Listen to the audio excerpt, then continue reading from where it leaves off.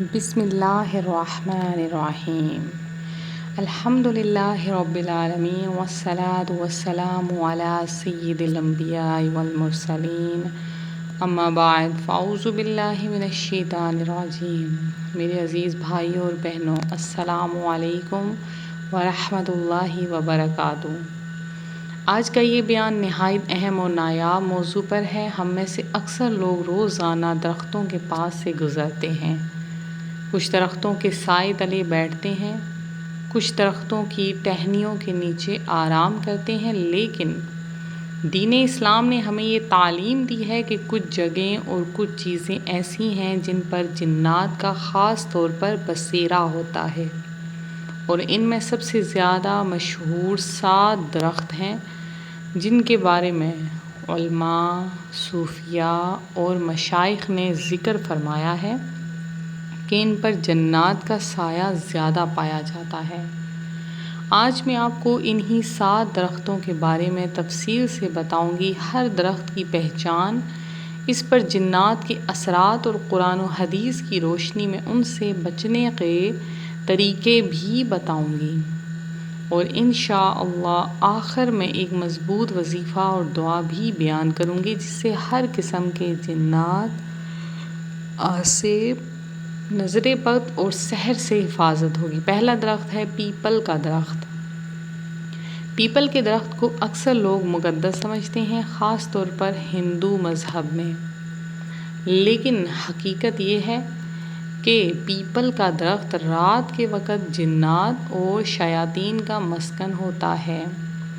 علماء کرام فرماتے ہیں کہ اس کی چوڑی پتیاں اور ڈراؤنا سا سایہ جنات کو اپنی طرف کھینچتا ہے۔ روایتوں میں آتا ہے کہ جنات ایسی جگہوں کو پسند کرتے ہیں جہاں تنہائی ہو، جہاں اندھیرا زیادہ ہو، جہاں لوگ کم گزرتے ہوں۔ پیپل کے درخت کی جڑیں گہری اور پھیلی ہوئی ہوتی ہیں، اور رات کے وقت اس کے نیچے اکثر عجیب و غریب آوازیں سنائی دیتی ہیں۔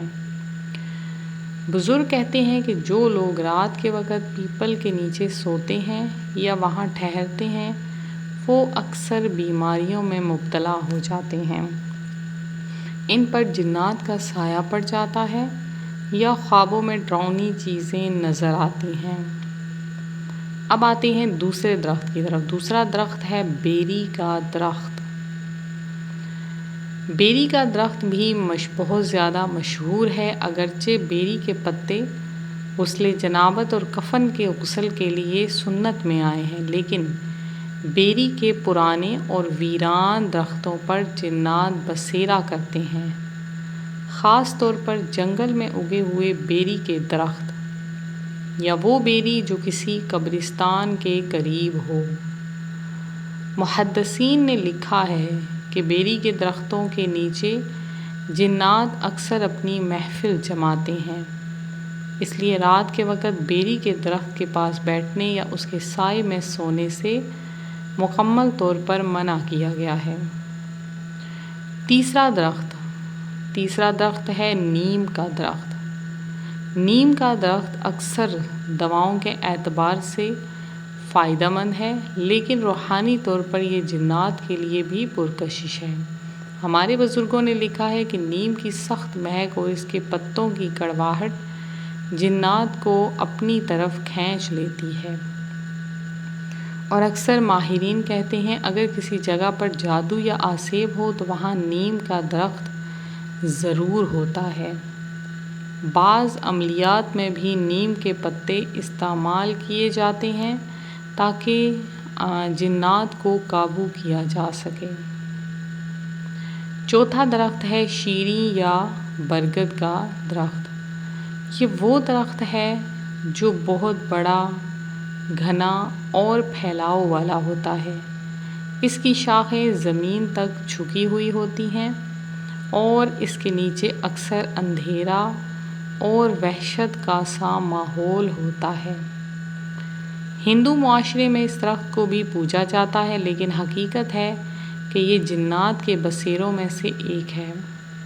قبرستانوں اور ویران جگہوں پر اگر برگد کا درخت ہو تو وہاں جنات کا بسیرا تقریباً یقینی سمجھا جاتا ہے۔ 5واں درخت ہے کیلے کا درخت۔ عام گھروں میں لگے کیلے کے درخت تو ٹھیک ہیں، لیکن ویران جگہ یا قبرستان کے قریب اگنے والے کیلے کے درختوں پر جنات کا خاص سایہ ہوتا ہے۔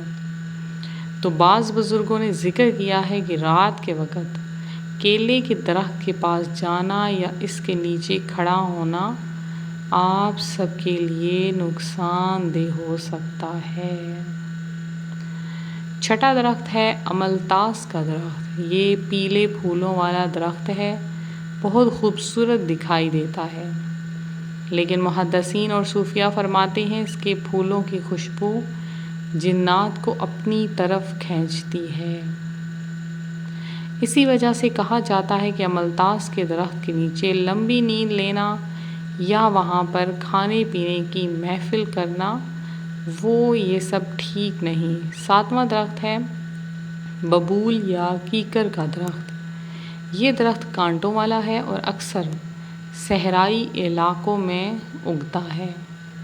کیکر یا ببول کے درخت کو بھی جنات پسند کرتے ہیں کیونکہ اس کے نیچے اندھیرا زیادہ اور ماحول سنسان سا ہوتا ہے۔ دیہاتوں میں اکثر سننے کو ملتا ہے کہ فلاں جگہ ببول کے درخت کے نیچے کسی کو سایہ پڑ گیا۔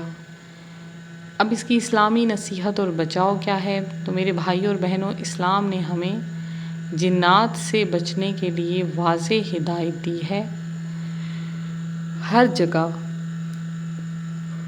بیٹھنے سے پہلے بسم اللہ کو مکمل پڑھیں۔ رات کے وقت تنہا ویران جگہ نہ جائیں۔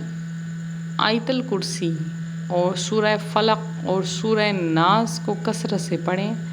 گھر کے درختوں کے نیچے یا قبرستان کے قریب لمبے وقت نہ بیٹھیں۔ آخر میں آپ کے لیے وظیفہ ہے، حفاظت کے لیے اگر آپ چاہتے ہیں آپ اور آپ کا گھر ہر قسم کے جنات و شیاطین سے محفوظ رہے تو یہ عمل کیجیے۔ روزانہ عشاء کی نماز کے بعد 7 مرتبہ اپنے آیت الکرسی یعنی اللہ لا الہ الا هو الحی القیوم مکمل پڑھ کر اپنے گھر کے چاروں کونوں پر دم کریں۔ روزانہ صبح و شام 3 مرتبہ سورہ فلق اور سورہ ناس پڑھ کر اپنے اوپر دم کریں۔ جمعہ کے دن سورہ کہف پڑھنے کی عادت ڈالیں۔